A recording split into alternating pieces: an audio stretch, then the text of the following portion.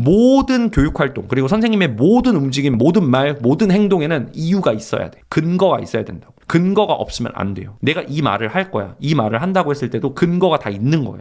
자, 우리 평안 선생님 안녕하세요. 반갑습니다. 이번 특수교사 정서학대 벌금형으로 나는데 그러면 교사직도 그만둬야 하나요?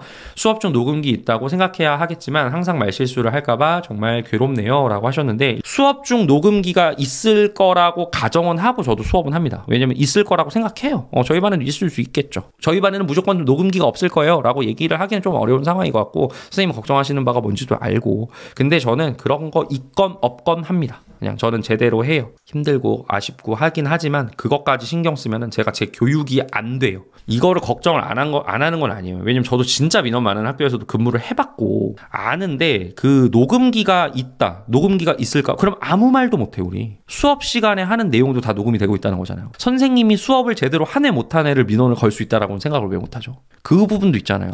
그러면은 어차피 뭐든 민원거리야. 내가 뭔 말을 하건 간에. 철수라는 친구한테 안녕하세요 했어. 근데 영희한테는 안녕하세요를 안 했단 말이야. 영희 엄마가 녹음기를 넣었네. 영희 엄마가 왜 철수한테는 안녕하세요 해주고 왜 우리 애한테는 안녕하세요 안 해줘? 이것도 민원거리잖아요. 이것도 아동학대로 정서학대로 넣으면 다 들어갈 거 아닌가? 그렇지 않습니까? 그렇다라고 한다면 솔직히 우리가 무슨 말을 하고 살겠어. 그렇기 때문에 저는 신경 안 써요. 그러든지 말든지. 녹음기가 있건 없건 간에 교사의 수업은 달라져서는 안 되죠. 똑같이 가야 되죠. 왜냐면 아무 말도 못하게? 그럼 그냥 아이스크림만 틀어줘? 아니면 그냥 뭐 녹음해서 해요? 대본 읽듯이 해요? 그렇게 할 수는 없잖아요. 그리고 수업이라는 게 정말 다양한 상황이 벌어질 수 있는데 그걸 우리가 어떻게 다 대비를 합니까? 대비를 할 수 없잖아요. 저는 녹음기가 있다라고 해서 겁을 드실 필요는 없으시다. 그냥 선생님은 최선을 다하셔서 선생님 본연의 교육을 하시면 된다라고 말씀을 드립니다. 말실수할까봐 걱정하지 마시고요. 선생님이 그만큼 교재 연구 더 하시고요. 선생님께서 그만큼 더 생활지도 연구하세요. 그런 식으로 하시면 충분히 할 수 있어요. 선생님처럼 지금 뭐 말실수할까봐 겁이 나요. 겁이 나죠, 당연히. 근데 그렇다고 겁나는 상태로만 있으면 우리 어떻게 되겠어? 아무 말도 못한다니까? 아무것도 할 수 없다니까? 그건 안 되잖아요. 그렇게 가면 안 되잖아요. 그렇기 때문에 저는 선생님께서 그만큼 더 노력하시면 된다고 생각합니다. 저도 사람이기 때문에 힘든 친구들도 있고 저희 반에도 있었고 지금은 이제 학기 끝났으니까는 힘든 친구들이 있었고 그다음에 힘든 친구들 혼도 많이 냈어요. 어떻게 보면 모 학부모가 왔을 때는 조 선생님이 이렇게 한 거 아동학대다. 경찰 신고할 수 있겠지. 근데 무섭지 않다고 나는. 난 그렇게 하기로 선택을 했으니까. 내가 설령 이렇게 혼을 내더라도 학부모가 나를 아동학대로 신고를 했어. 어쩔 수 없는 거지 그거는. 왜? 내가 선택을 해서 하는 거잖아요. 내가 교육을 할 때도. 제가 선생님들한테 항상 강조해서 드릴 말씀 중에 하나가 모든 교육활동 그리고 선생님의 모든 움직임, 모든 말, 모든 행동에는 이유가 있어야 돼. 근거가 있어야 된다고. 근거가 없으면 안 돼요. 내가 이 말을 할 거야. 이 말을 한다고 했을 때도 근거가 다 있는 거예요. 내가 지금 애한테 예를 들어서 좀 세게 생활지도를 했어. 혼을 엄청 냈단 말이에요. 혼을 엄청 냈을 때도 이 아이가 뭐 반복적으로 했다든지 하지 말라고 몇 번의 경고를 했다든지 뭐 이런 식으로 이 이야기를 하고 내가 이런 행동을 하기까지 근거가 있어야 되는 거예요. 그래야지 선생님이 나중에 가라도 할 말이 있는 거예요. 그래서 제가 말씀드리잖아요. 이성적으로 하시라고. 감정적으로 하지 마시라고. 감정이 앞서 나가면 안 된다고. 감정을 앞서서 하기 시작하면은 선생님이 진짜 밑도 끝도 없이 진짜 구렁텅이에 빠질 수가 있어요. 그렇기 때문에 감정 빼고 팩트만 가지고 단호하게 하라고 말씀드리잖아요, 제가. 그렇기 때문에 너무 걱정하지 마시고요. 솔직히 저희 반에도 아마 있었을 수도 있을 것 같아요. 제가 근무하는 학교에 저희 반 4학년 1반 교실 안에도 있었을 수 있죠. 제가 작년에 근무했던 6학년 2반에도 있었을 수 있죠. 그리고 제가 앞으로 근무하게 된 몇 학년인지 모르겠지만 그 반에도 있을 수 있죠. 근데 그렇다라고 해서 저는 교육이나 제 교육의 본질이나 이런 것들은 흔들릴 생각이 없어요. 만약에 제가 신고를 당했어. 아동학대 신고 당했어. 어쩔 수 없는 거죠 뭐.